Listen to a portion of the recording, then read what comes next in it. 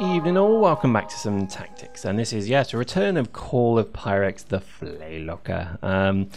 I did enjoy those times, and to be honest, they're back. The flaylock is rather good at the moment. I guess it's because I've got very high efficiency in it, but yeah, it's pretty fun. I must admit, this fit, this suit, this style of play, it's very much me, and I am enjoying it a huge amount. Anyway, what we're going to talk about today is carrying on our little discussion about the formulas of this game, the formulaic nature of Dust 514, which is, let me just try and articulate this in maybe an elevator pitch to you. Okay, an elevator pitch is a what, 1 minute sentence that describes everything that's wrong, right with the problem, whatever it is.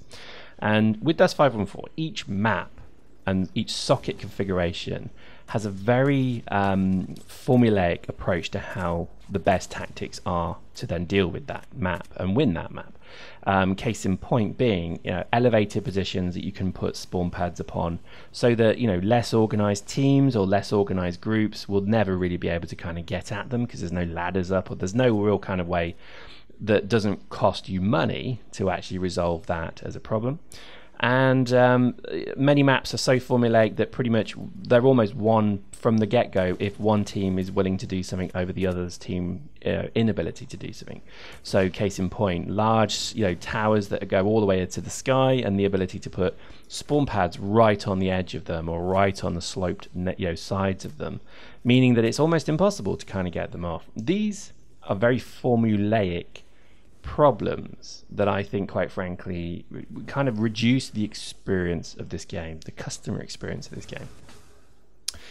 And I know there's very little anybody can do about this, so there's very little really anything can be done, except I think really just acknowledging that they are kind of dick moves to do. Obviously no one's going to even acknowledge that, I'm sure, but oh, look at this, somebody's trying to flaylock me. Ooh, that was an exciting moment just then. That was actually fun.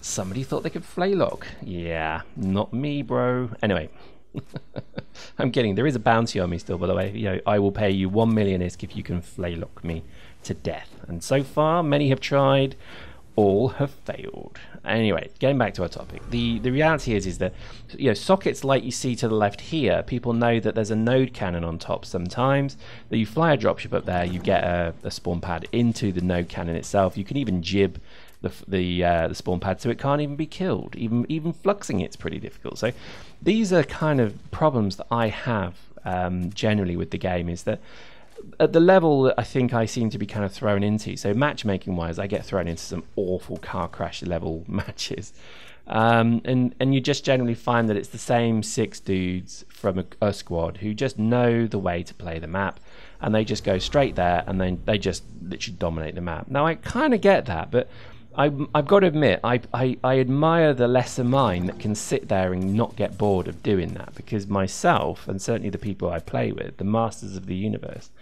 we get a little bit bored of that. So we don't generally, I don't think we've ever stuck with one tactic and rinse repeated it ever, because we like to try different things. And I think sometimes we're like, right, let's just try this fit, and oh, let's try this gun now, let's just try that, let's do this, let's do that.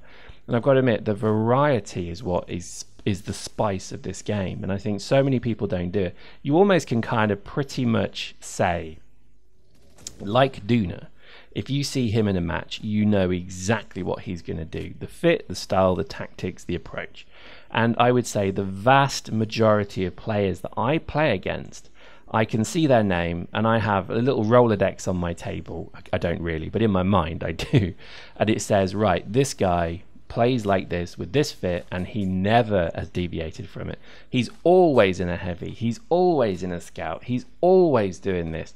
And I tell you what, there's very few players that I actually cannot get a bead on and understand what they do. There's very few, seriously, and I think that's really a shame, to be honest.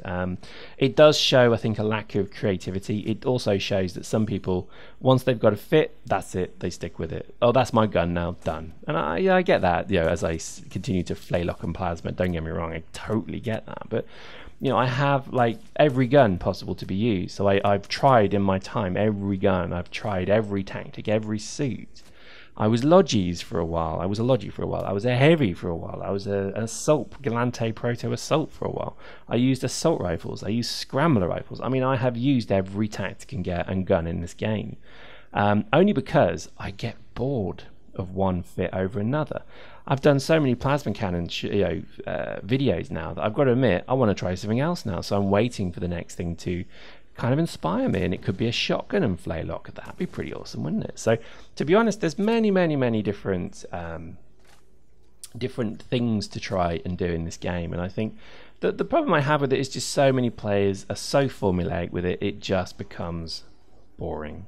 So there you go, and a warning from PYREX here: give other things a go, because if you just stick to one fit or one type of play, you're going to get bored. And I think, you know, even the most kind of active players who run a particular thing always generally try something else as well, and I think you have to, otherwise you will be driven slowly insane by the game, you know. And I think, to be honest, having that ability to say, oh, shall I tank today, shall I get in a dropship, shall I run plasma cannon, shall I run LAV, you know, shall I go and get into a prototype assault suit, shall I try a forge gun, you know, there's that difference.